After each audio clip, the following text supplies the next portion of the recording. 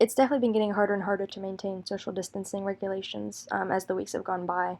Because at the beginning, it was a lot easier to have do a lot of the work just by myself and not really need anyone else there to do the stuff I was trying to do. But now it's like the work I'm doing is inherently a team. So I've been seeing people to like, just do work together, and then it's like, well, I've already been exposed to them and widened my circle of exposure. So then it seems like it's more okay to be together after that, and um, still haven't gotten together in big groups or anything. And when I do get together, it's always like less than 4 people, and we're standing like apart and trying to not breathe on each other and stuff. But I don't know. It just is like it's more unrealistic as the weeks go on to stay totally isolated, just because there's things that I need to do with people that just can't be done alone. So it does make me nervous. But I don't know. To. It's very hard to maintain a level of like urgency or maintain a level of awareness, I guess, about an issue. Like you kind of become desensitized inherently as time goes on. So even if at the beginning you were really, really scared about the virus and everything, which you should be, you should still be. It's hard to keep that fear and keep that urgency and sense of importance, you know, and direness alive as it persists for so long, because it's like, oh well, it's been going on for so long, like yeah, like surely it's okay now, but even if like it's still dangerous, like it's just hard. It's hard to rationalize yourself out of going to do something just because it's one person, you're being safe, it's something that you need to do, you know, and you're like, oh, probably like I don't have it or they don't have it, um, so you think that it's safer than it might be, but yeah, I've been hearing about a lot of people who I know personally saying their parents have tested positive and now they have to self quarantine, and it's scary. It seems like it's spreading, it's exacerbating definitely still, and they've been cracking down on tons of other things as well, really trying to highlight the social distancing stuff. I followed Joe Immel on Twitter, and he tweets stuff he hears off the Bowling Green police scanner, and so much of it is just like groups of people hanging out in parking lots, drinking, groups of people hanging out in the streets, just callers calling in, a lot of callers calling in about groups of people hanging out, which is interesting because when Bashir made that, or, they made the hotline saying report gatherings and stuff, I wasn't really sure how many people would do it, but it turns out lots of people like to call in, like to report things, which is good. I mean, depending on what necessarily is being reported, but yeah, for this, I definitely think there's no excuse to be having big gatherings. I mean, going out and seeing a few people even is not really okay, and should only be done when necessary and should be done as safely as possible. But it's crazy that there's still so many people thinking that this is just like totally not an issue at all, and haven't from the start.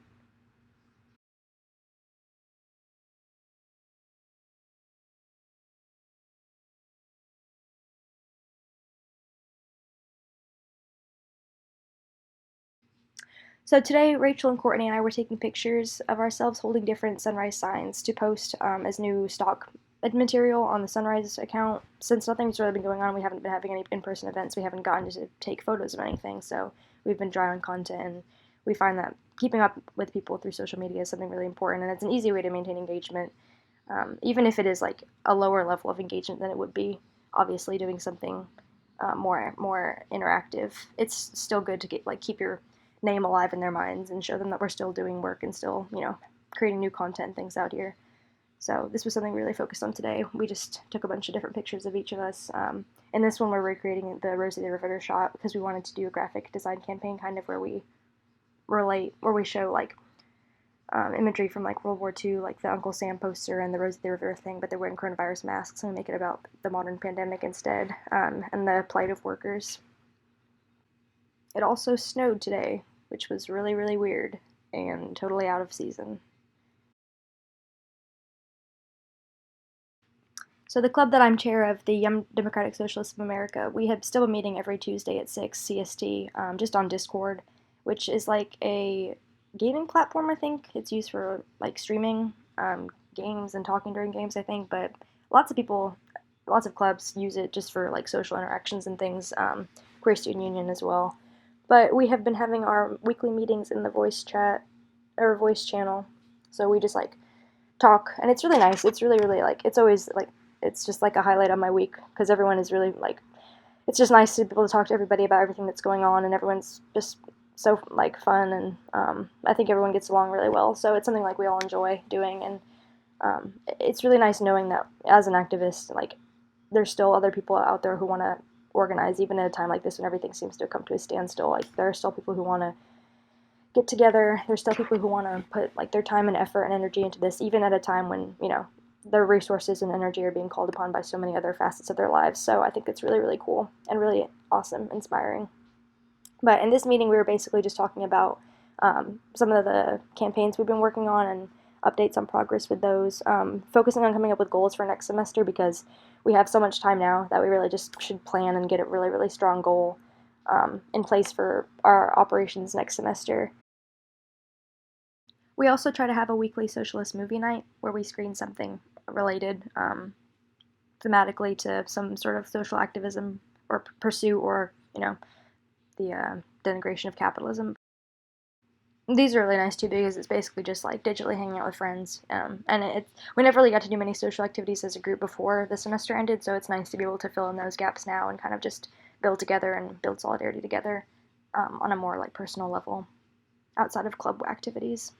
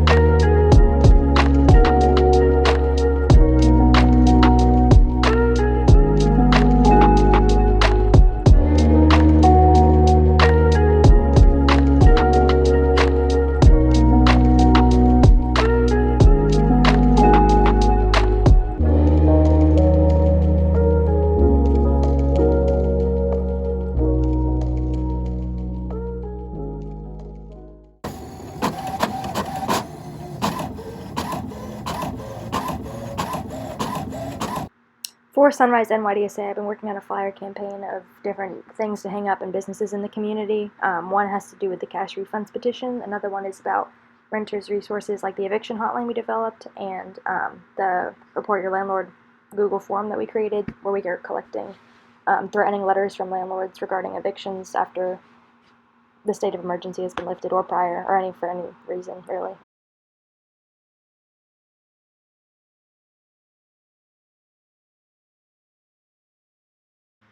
Every Wednesday night, Sunrise has a Let's Eat Dinner Together call, and this was the first one I actually got to get on, but we were talking about Earth Day strategy plans for each of our teams, what we're each planning on doing, and just laying out a schedule for next week. We plan on having a couple actions leading up to Earth Day, and then a lot of stuff on Earth Day, and then a few things like finishing out the week, and each day has a different theme.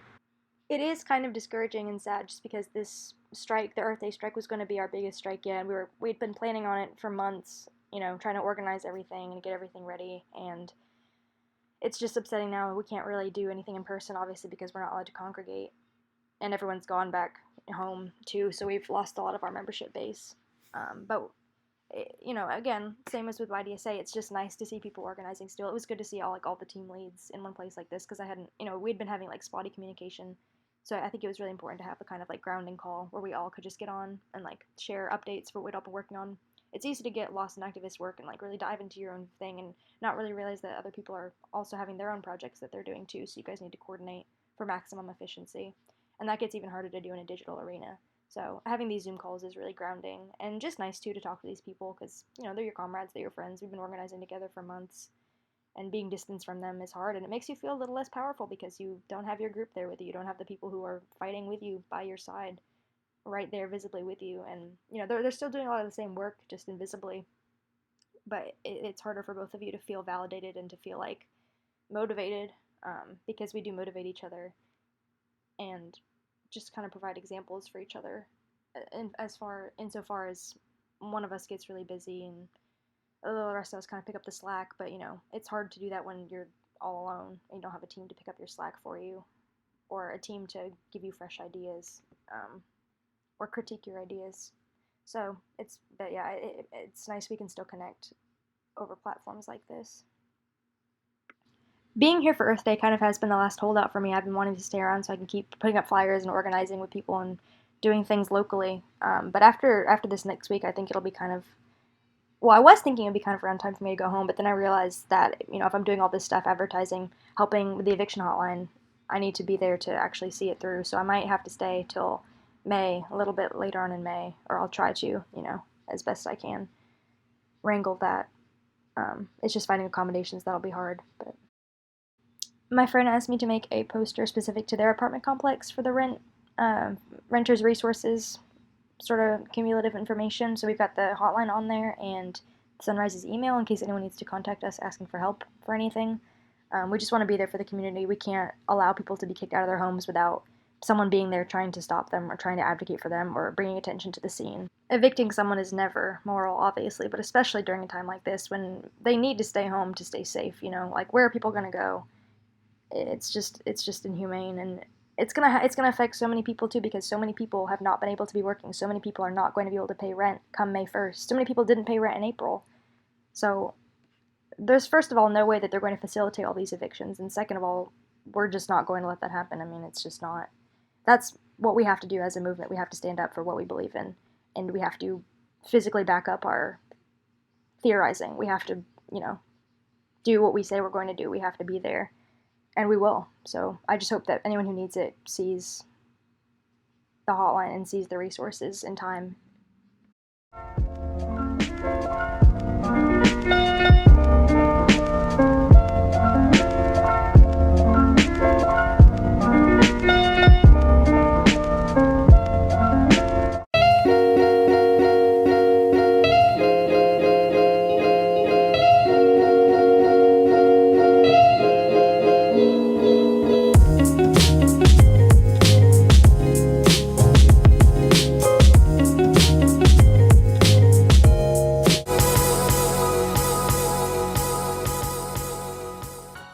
Last week, Bashir issued an executive order stating that only one adult from each household was allowed to go into a grocery store at one time.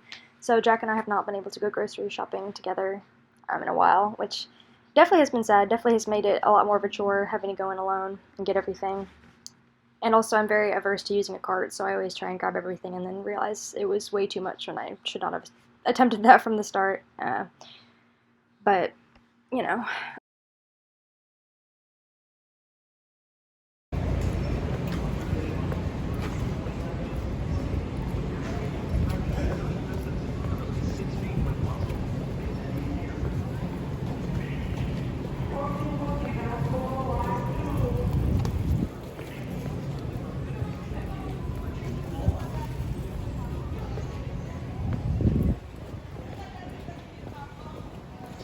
Jack and I have definitely been having a harder time feeding ourselves and just planning meals in general as the weeks have gone by. At the beginning, obviously, we had, our favorite recipes that we made a couple times, just easy things that we were familiar with, but now it's like we've run through those kind of same few recipes and same few meals just a lot because we've been here for so long, having to feed ourselves for every meal. So it's definitely seeming like we're running out of options. Obviously like a very small complaint, very something that is not, not a very big problem. We're lucky to be able to eat it all. But just thinking about how families like decide to feed themselves and plan meals for like years, like I just don't know how they do it because I'm already burnt out. I like to cook, but it's just hard to come up with anything creative new. Like I can definitely understand how families or why families would just choose to eat fast food exclusively because I mean a lot of families like they're just working all day and they don't have time to come home and think about what to make or get the ingredients for it, so it definitely is hard. Cooking for yourself is hard.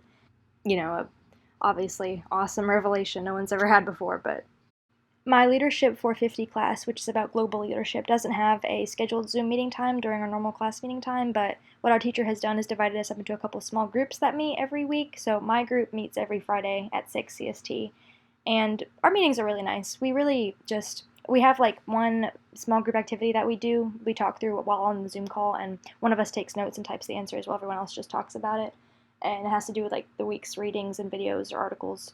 But they're really nice, and it's nice to be able to see classmates, just people who maybe you aren't that close to, but just humans who are tangentially related to you. It's just like it cheers me up to be in the company of other people and just hear about other people's lives and how they're going. It's easy, again, just to isolate yourself so much where you don't like volunteer to reach out to other people or contact other people just because you're so wrapped up in what you're doing, and it's so easy, to just get shut off from the world.